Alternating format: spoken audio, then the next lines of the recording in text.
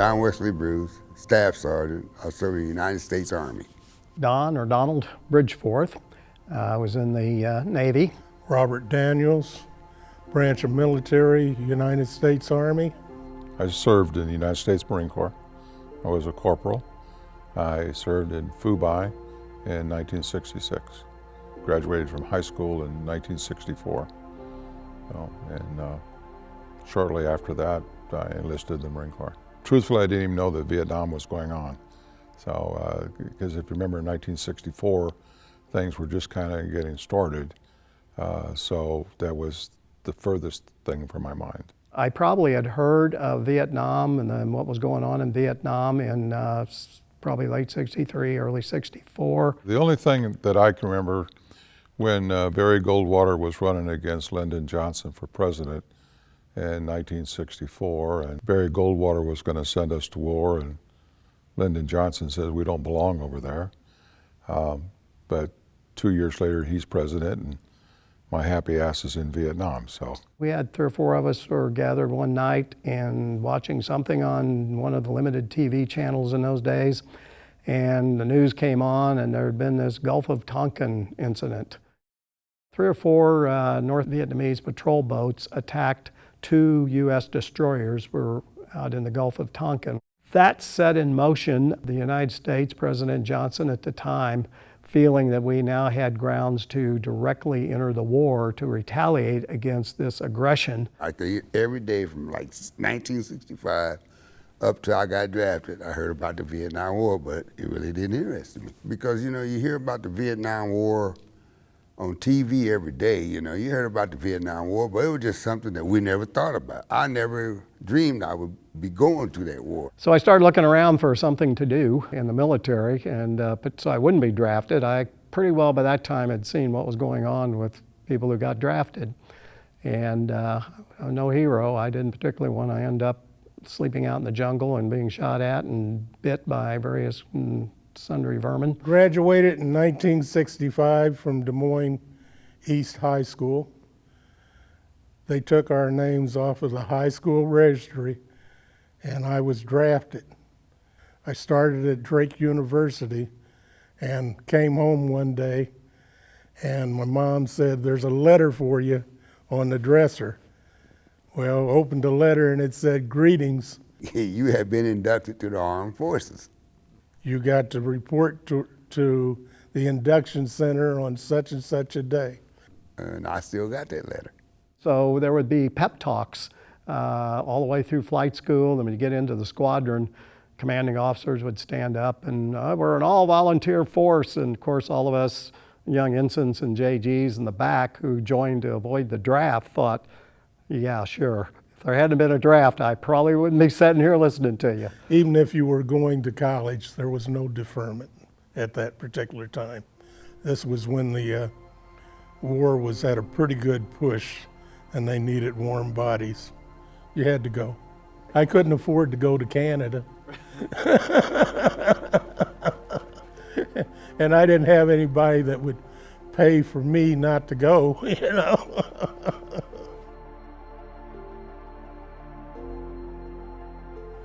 We reported at the induction center and they stood us in a line, and some guy came through and he said Army, Navy, Air Force, Marine, Army, Navy, Air Force, Marine, and I ended up in the Army.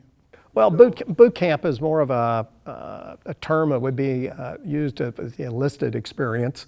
With the officers, it's called indoctrination, and you go through the physical, but they're doing the same time, they're giving you military classes. Back in those days, we had what we would call the receiving barracks, and that's where you stayed until they had enough men to form what they call a series or a unit for training.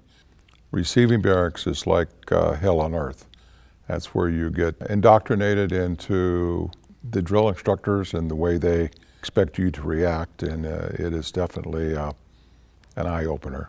So I spent 3 days in receiving barracks, which was probably the 3 worst days of my entire life ever. I remember this Corporal Jones, who I think he made it in his whole mission in life was to make my life miserable.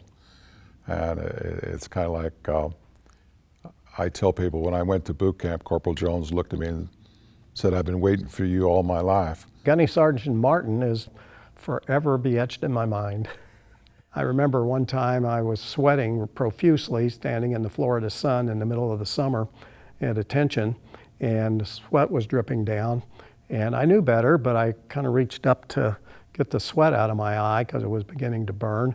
And of course, of all these people standing there, the sergeant saw that, the drill instructor saw it, and he was on me just immediately. And I won't repeat everything he said, but basically let me know that he did not want me sitting up there in an F-4 Phantom bearing down on him with him about 100 yards from who we were going to drop bombs on, and for me to blink. It did make an impression on me. I think it made an impression on all the people around me too, the way he put it. They did not swear at us. Contrary to Full Metal Jacket, they weren't screaming the F word at you all the time, but they did get their point across. Oh yeah, one of the drill sergeants, we was eating chow on the field one day, and I told him, I said, well, Sergeant Mata, and I said, I need some bread. He said, you want some bread? He went and got me a whole loaf of bread while we drilling, and made me eat a whole loaf of bread. He said, since you want some bread, that's what the drill sergeant did. But some of my comrades that was in line, they started eating the bread with me. So They put us in old wood barracks, which were like World War II, Korean War. Floors were dirty. We had to stay up at night, and some of us were assigned to stoke the furnace with coal. It was a very hard job. Not all soldiers got to do that. Just some soldiers did. And I happened to get that honor. My nickname became Short Round because I think I was probably one of the 3 shortest guys in my class. All you wanted to do was to melt into the crowd.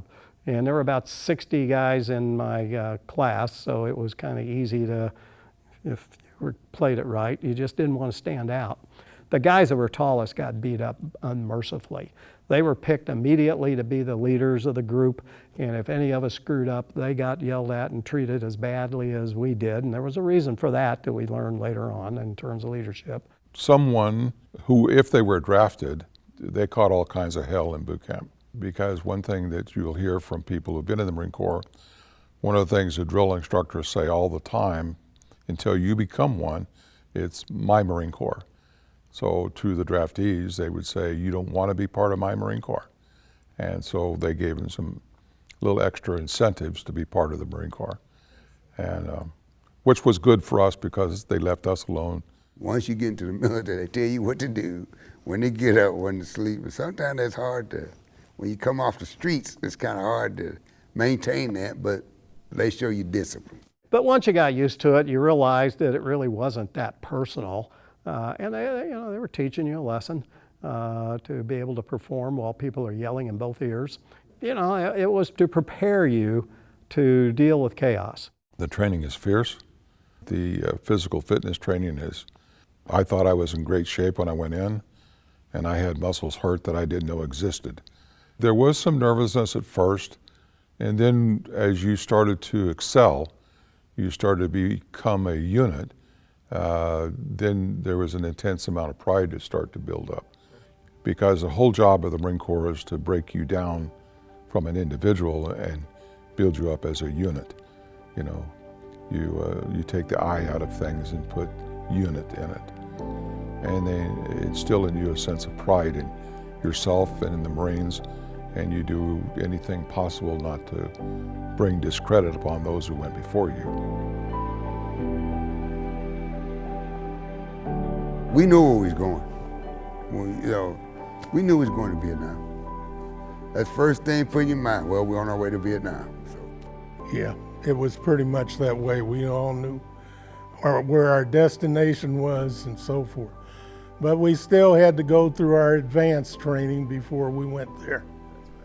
And my advanced training was at Fort Rucker, Alabama. Now here I am, a guy that was born in Des Moines, Iowa, in the 60s, because the Army provided us a pass and you could go into town. We all got on the bus, white and black, we went to a town called Dalton. And there I was with my white friends, guys that had been in the military with me. We sat down at a table, and a lady comes over and she said, "Oh, you can't eat here." And they said, "Why can't he eat here? He's going over to Vietnam. He's going to fight for your freedom. Why don't you give him some respect?" They called the local Dalton Police Department. They came, picked me up, put me in the back of the squad car, took me to the outskirts of town. Dropped me off. I had basically, we were kind of like trained about the helicopters as much as we could, Hueys and Chinooks. But we weren't officers, and only officers flew the planes. The best you could be would be a gunner. In a flight program, jets are king. Fixed wing, patrol planes, multi-engine is the second best. And helicopters are kind of the bottom tier pilots. I mean, they call us rotor heads. My wife had asked me at one point if I was cut out to fly at 10,000 feet and push a button and drop a 500-pound bomb on somebody. Made a real impression on me. And so I kind of decided I wanted helicopters, so I put that on my top of my list. That was sort of the aviation equivalent, I guess, of trying to be a medic. I was supposed to go to radio communication school in Jacksonville, Florida. They changed my MOS, which stands for Military Occupational Specialty, which once I learned about radio communication school, that was a godsend going to Sangley Point, because radio communication school is a fancy way of saying you're going to be a radio man. And if you're a radio man in combat, your life expectancy is like a minute. Because if you kill the radio man, you knock out the communications.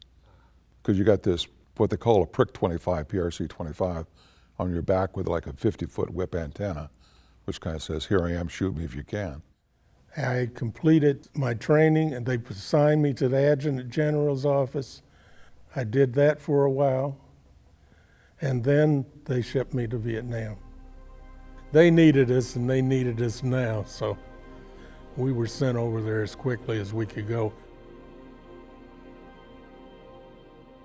Well, no, it wasn't all just, once you got there, they asked you were you ever scared when you go to Vietnam. I think I was scared twice. When I first got there, you don't know anybody, everything's new. The way they lived over there, you see these jungles, you see these rice docks, you see people in black pajamas, you don't know if they're Viet Cong, you don't know if they're the enemy, it's just a different experience for me. And you see these water buffalo running around on the street. I mean, it just, and the country stunk. I mean, it actually stunk.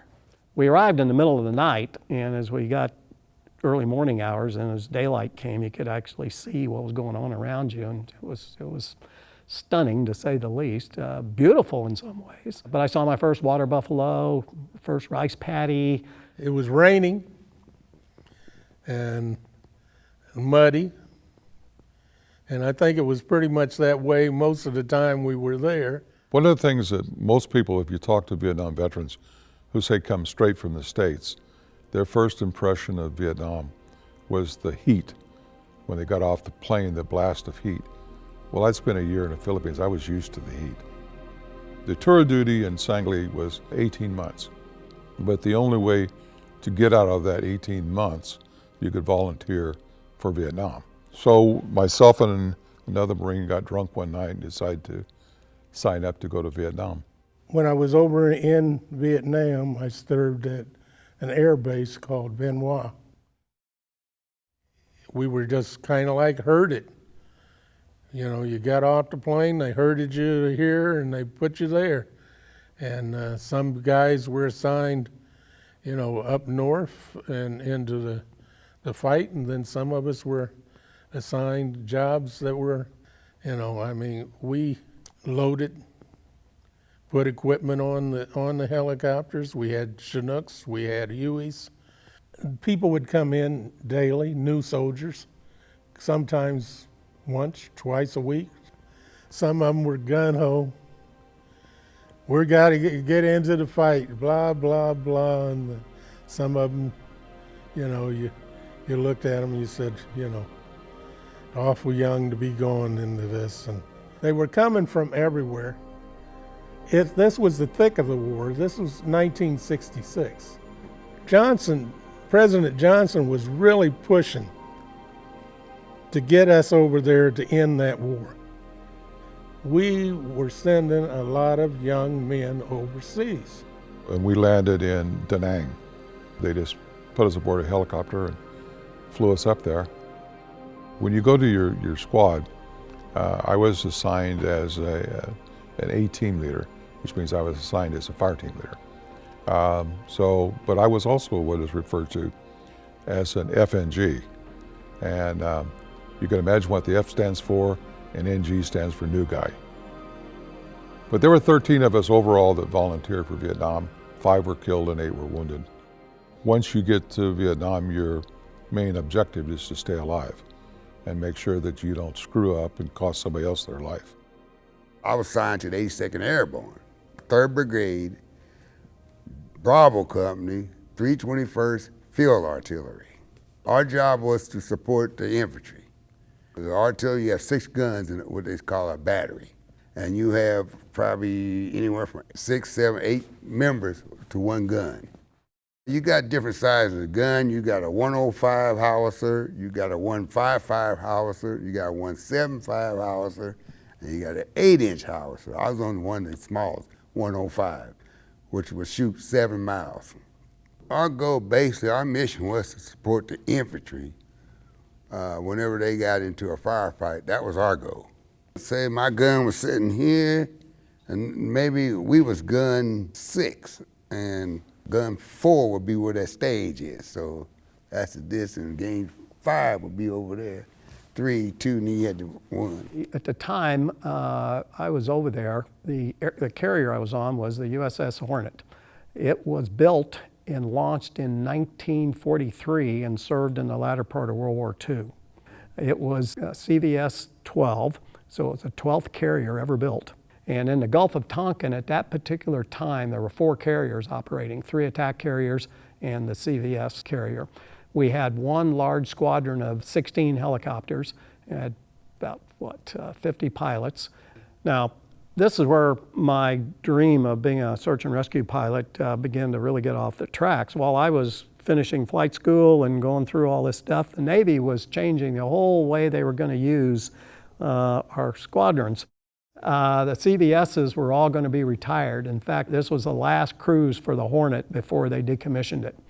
So by the time I got over there, they had actually transitioned from the ASW helicopters being the primary search and rescue to, they called it HC-7 was a designation. My total involvement was 2 or 3 trips inland, unopposed, covered with air cover, and called off at the last minute because the pilot was either captured or it was too far in, we couldn't get to him, or the HC-7 bird got there first. Once I got involved, I wanted to be involved, but I was extremely fortunate not to have gotten involved and gotten myself into trouble. Certainly a lot of other pilots, and certainly the ground pounders down in South Vietnam, people had a much more dramatic situation.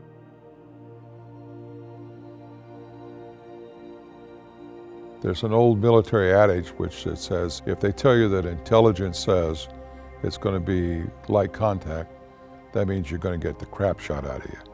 But the NVA, the North Vietnamese Army, are very highly trained, highly motivated. They don't show a lot of fear. We saw them several times up close and personal. That's something that you won't forget. There were 2 major operations. Operation Hastings in July of '66 was actually the first American excursion up into the demilitarized zone. On the 18th of July, 1966, we were moving out of the valley to go to a different spot, and Kilo Company stayed back. Well, we got about a mile or 2 down the road, and Kilo got hit by 1,500 NVA. When we went back to help them, my company went up on the right flank, and another company went on the left, and another company went into the middle. I'd never seen so many people in all my life. And it was just, you just point and fire. So we got into a battle one night. Our infantry got overran. We was up on a hill, and we could see them about 2 or 3 miles away. And they brought everybody in. This is one of the heatest battles we was in. They brought the F-4 Phantoms in. They brought Puff the Magic Dragon. And we had Spooky. Spooky was a C-47 plane with miniguns on it. And then we had the Cobra, Huey Cobra helicopters. So, I mean, it looked like something. When they come by at night, it looked like something Star Wars.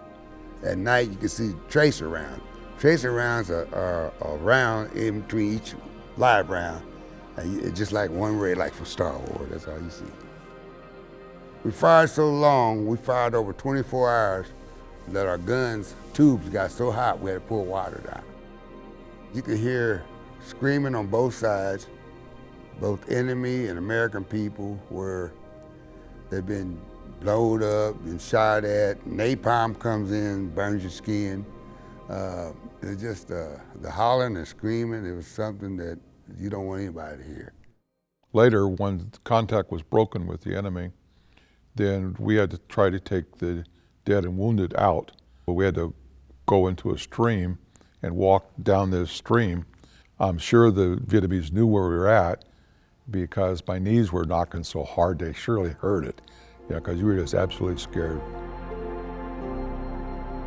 And I was stationed at a little airfield called Benoit, which was south of Saigon, I'd say no more than 30, 35, 40 miles. We made room for ammunition and so forth, and we unloaded bodies to be put on the planes. It was hard. It was hard to see, to know that life was not something that people cared about. I mean, I can't really describe that well. It was just horrible. Without a good training from the sergeants and so forth, a lot more people would have been dead. That's one thing I got to say about the sergeants. The sergeants, they protected those guys' ass. 2 days later, they sent my platoon of 32 men out to see if these 1,500 NVA are still there. They were. We found them when we got ambushed. That is where the training from boot camp in Pendleton showed off, because you reacted without thinking. You did exactly what you were trained to do, and that's why we were still alive. When relief got to us, I had 2 rounds of ammo left. So we had one of our guys, and no one has ever admitted who it was, one of them yelled, "Fix bayonets." And so years later, when you're smarter, you're thinking, had we charged, they're not going to wait and come to us. They're just going to shoot us. So we constantly say we're glad that no one yelled charge.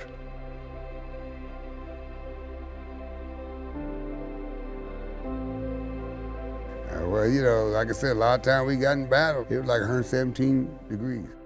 And we was actually, people don't realize, we was in undershorts and flip-flops. The artillery like firemen, to modern day firemen. You gotta be ready all day to jump and run, jump to that gun. A lot of times we take our clothes off, lay in the bunk at night, in the cool air until monsoon comes. Monsoon season, it rains every day at the same time. And the VC likes it, Viet Cong, because they can move during the heavy rain. The monsoons over there, you actually got to where you could see the wall of water coming towards you. So it was horrible. It rained badly. But one thing I learned about the rain in Vietnam is you can only get so wet. You can't get any wetter. And it's humanly impossible to get any wetter. And you eventually will dry out.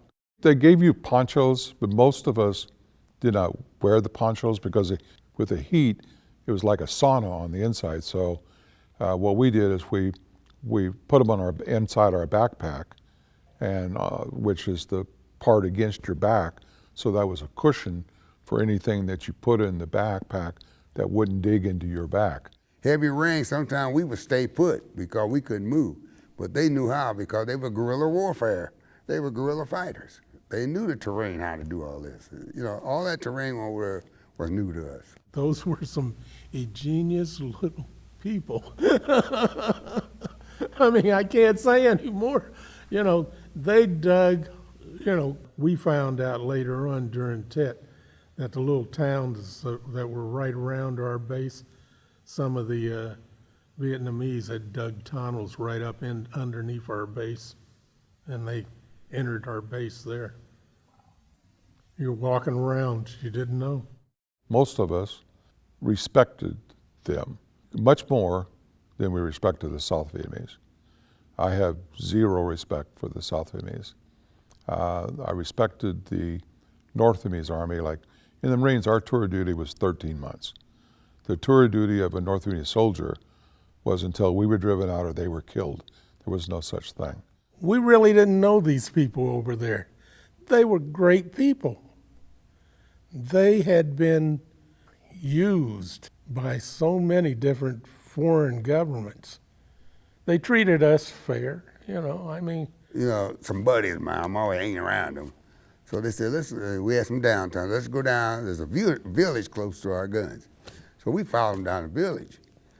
And they introduced, the dad name is Papa Sign, Mama Sign, Baby Sign, and they were Viet Cong. And they sat down, we ate dinner with them. One time I ate, I didn't know where I was. These guys, my buddies took me down there. So, you know, and Papa Sign told us, you know, this is exactly what he said. He said, I know you're here because you sent here. They know we didn't have nothing to do with the war, but we was there because we had a mission to do. And they understood that. They're farmers during the day and guerrilla fighters at night. That's a Viet Cong. Right, and at night is business, nothing personal. The Vietnamese, we were on what we called a 100% alert, which means everybody's awake, until like midnight. And then you go 1 man on, 1 hour on, 1 hour off, alternating men, until like 4 o'clock in the morning. And then you back on 100% alert, because North Vietnamese like to attack in the wee hours of the morning. So you got very little sleep. And you went for days on end with no sleep. And at night it was extremely scary. It was so dark you couldn't see your hand in front of your face. The Hornet was an old ship, not palatial, so there was a bunk room with about, I don't know, there must have been 24 to 30 of us, and they had these cubicles, 2 bunks on this side, 2 on this side, and you had a little place to put your clothes. Much nicer than the crew, the enlisted crew. They had hammocks and they were 6 high or whatever. I mean, just very, very primitive. And people are trying to sleep. There's no portholes because you're interior. And so it's always dark in there and there's red lights. If you were in a night flying cycle, you might not see the sun for a week. But being aboard ship carrier, first of all, is huge. The Hornet had, 4,500 crew, and there's a lot of people. You don't see them very often.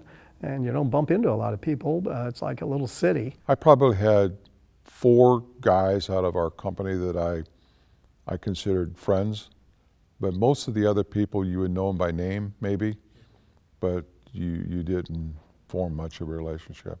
Because your time back in base camp was spent cleaning your rifle or drinking beer.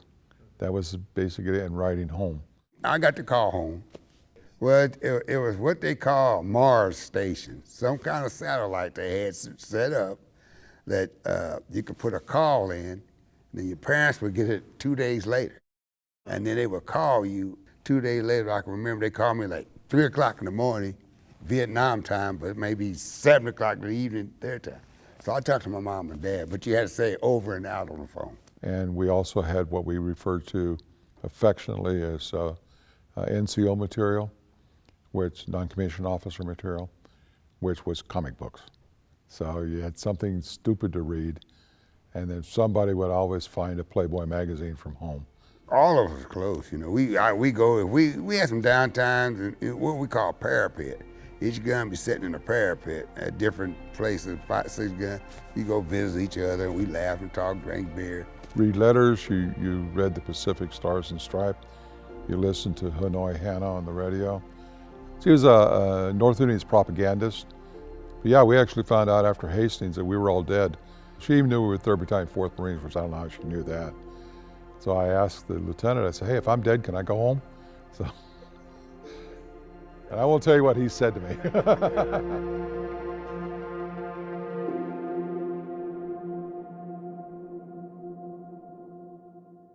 I got hit with shrapnel one night. We was in a fire mission. What happened was, one of them down times, and we were sitting on a parapet talking about home, a lot of us, and we got hit by a mortar. And they were women walking mortars in on us. And the shrapnel hit in front of us.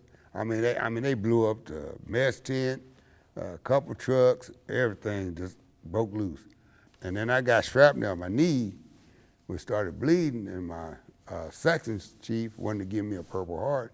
I said, no, I just want to go home. 1 October 1966. We were on our way up Hill 400 for the 3rd time. We were in fairly heavy combat, and I was on this trail, and I'd taken like 3 or 4 steps down the trail because there were 4 NVA trying to flank us. And so then I got shot, and then moments later the artillery landed a little bit further than you are in front of me. I was close enough that I caught all of the chunks, but none of the slivers, that would have just shredded me to pieces. The artillery round was fired by a hotel company, 3rd Battalion, 12th Marines. We had called in artillery strikes on top of our own position, and one of them landed close. When I first got hit, I knew I was hurt, but I didn't know how bad. I tried to get up, and then I realized I couldn't. And that's when I started with Ho Chi Minh and worked all the way down to the last private, cussing everybody out that I could think of. So I had 2 Navy corpsmen working on me while I got wounded. Old guys, one was 22 and one was 21, real old guys. And so they were working on me while they were being shot at, but they still did their job under, I was a mess. I wouldn't even know where to start. You can't train men for what artillery and bullets and grenades and mortars and things do to a human body. And Doc Fleck, who was the first one to get to me, basically said that I was just going straight down the tubes. He said, then you looked up at me and said, Doc, am I going to live? And I said, hell yeah. So I said, then you started coming back. And he told the men who carried me off the hill in the poncho, I had to stay awake, because as long as you're awake, you still have the will to live. You're still fighting. So all the way down the hill, I had to keep telling my A team leader, kept saying, Mike, I'm awake, Mike, I'm awake. And if I wouldn't say it, he reached down and slapped the crap out of me until I'd say, Mike, I was awake. They took me to the helicopter, and then when they put on the wire basket, luckily we hadn't had anything to eat for a while, or drink, because when it come up, it started spinning like a top. I would have been throwing up all over everybody below me. And then I passed out aboard the helicopter, because they took me to the USS Repulse hospital ship out in the Gulf of Tonkin. And so I remember waking up, running across the flight deck, and then I remember them saying, we're going to take your leg or something off. And I remember saying some nice Marine Corps terminology that I really didn't care. But I remember cardiac arrest. And then when I woke up, I really didn't expect to lose the hand, so that was a shock.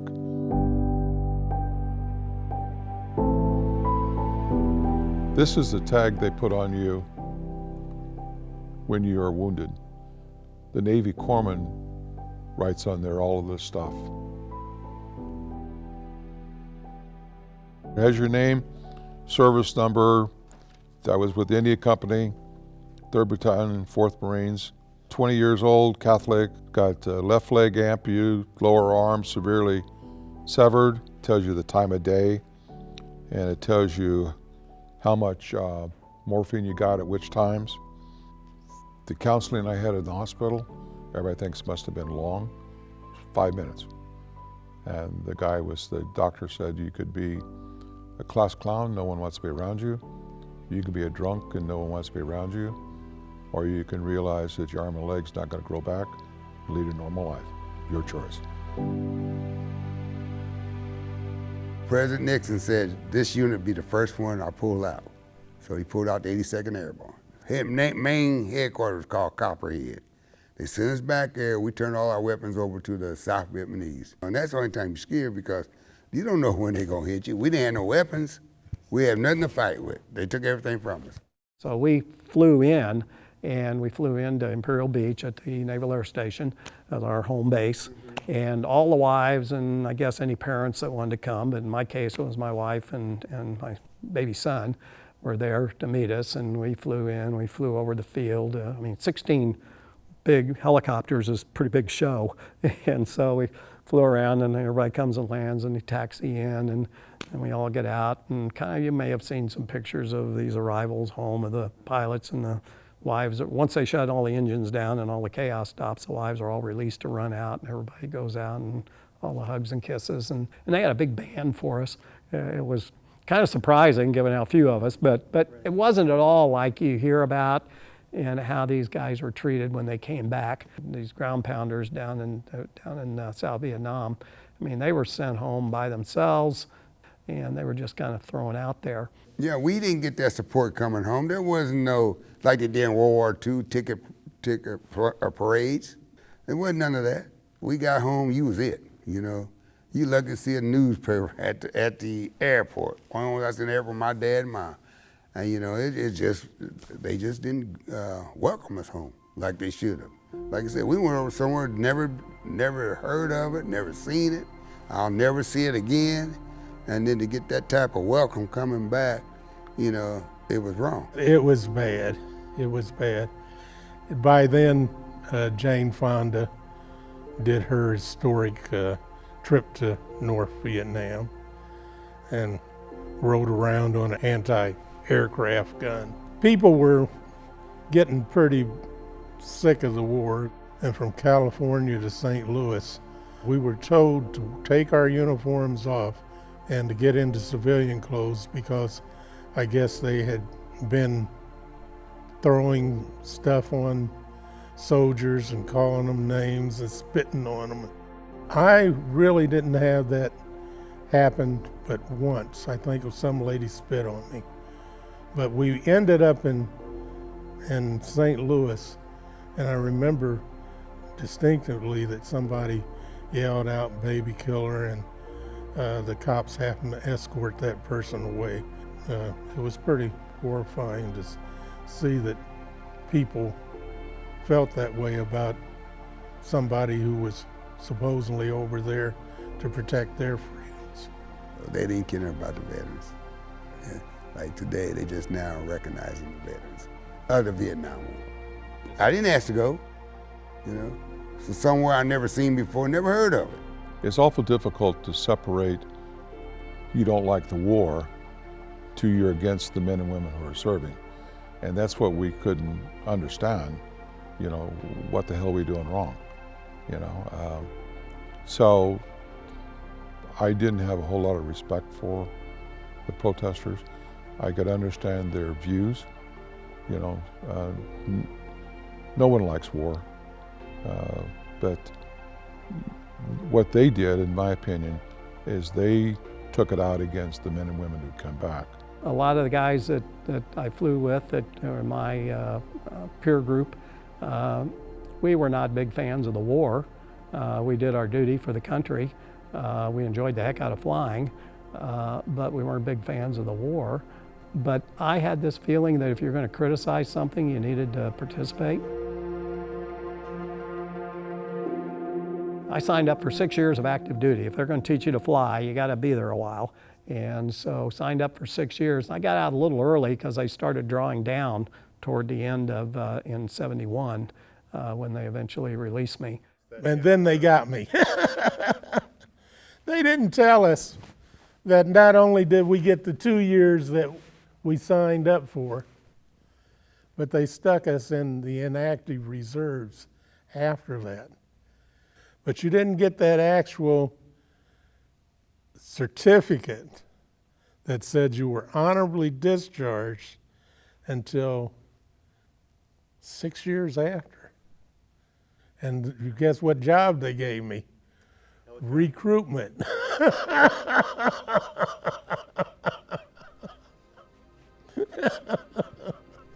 guess you weren't very good at that. No, I wasn't very dedicated to recruitment.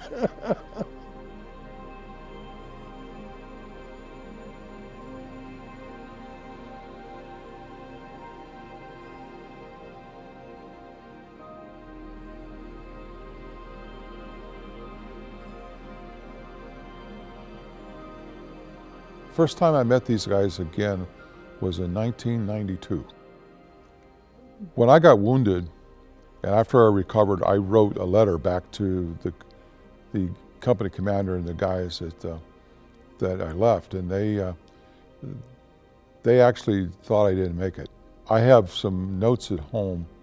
It's where the guys of our platoon and company and stuff, they wrote little notes to me, wishing me well and things like that. And so whenever I start feeling kind of down, I will read those little notes, because these are men who were still in harm's way, that took the time out to try to cheer me up. No, well, a buddy of mine in the Buffalo soldier, he seen my medals up on the wall one day. He said, "Man, you served in Vietnam?" I said, "Yeah." He said, "You got Bronze Stars?" I said, "Yeah." He said, "You ever told your story?" I said, "Who's gonna listen?" I said, "That's our problem. Nobody listen to our story. We just over there, we just, I said, "Who's gonna listen?" He said, "Well, tell your story. I want to hear your story." So anyway, so he got talking to me. Took him 2 years prior to that, me tell my story. And I never told my sons. I got 2 grown sons and a daughter now. I never told them what I did till 2 years ago. They never knew, and then they looked at me. He said, like, "You kept this hid from us all this year, so I didn't think you need to know. I didn't think you would accept it. I didn't think," he said, "Well, I don't care." But they didn't see it that way. My daughter, they didn't see it. If you and I are serving together and you get killed, I can't dwell on that. You're dead, it's too bad. Because if I worry about you dying, then I'm no good to myself or the men around me, because my head's got to be focused. And so what we did is we put all that stuff inside us. And then when we come home, and we were treated like dirt, and no one wanted to talk to us, so all that stuff stayed inside and festered for years. And some of the guys are suffering severely for it. Every now and then, I could be home, and my wife would be sitting there, and I'd tell her where helicopters are going over. Even my sons one day said, "Dad, how you know that?" I said, "I know them." But, it used to bother me when I hear a helicopter. It's just certain sounds that them Hueys make and those Chinooks make. We call them egg beaters. There's certain sounds that used to bother me a lot. But now it's getting so, the more, and I use all this for therapy. Everything I do now. If I sat around and thought about it, I'd be nuts and be probably deceased now. And my wife, she pushes me so. I got really quiet about things because I just didn't have a really bad experience. We had nice living conditions. I was getting officer pay. So, at the time, that was the best money I'd ever made. And then I was in the active reserves until, I think I quit drilling in late 78, early 79. And then I was in the standby reserves until 84. What a lot of people don't know about a Vietnam veteran, and if you look it up, you'll find out we're the most educated veteran there is. The overwhelming majority of the veterans who came home went back to college, got their degrees, went on and lead productive lives. So the Vietnam veteran, they put together a kind of a saying, and that saying was, "Never again will one veteran turn his back on another." And because we were treated like crap when we came home, we made it a point to say that these men and women wouldn't be treated that way. And today's men and women are some of the best this country ever had. Right now, they didn't have it when we was coming up. I don't know how the Vietnam vets feel about it right now. You got the Wounded Warrior program for the new modern soldiers that's coming home. I think it's a good thing for them, but we didn't get a chance to do it. We had similar circumstances. Our war that we were involved in was never declared by Congress to be a war. It was a policing action. what did they do to these poor guys? The same thing. They never declared it a war. You know, they came back, they were treated like, well, much better than we were, but still and yet, the circumstances are the same. It's like I tell everybody, if you don't remember history from the past, you're going to repeat it in the future. It just rang a chord to me that, hey, this is history that we need to present to people.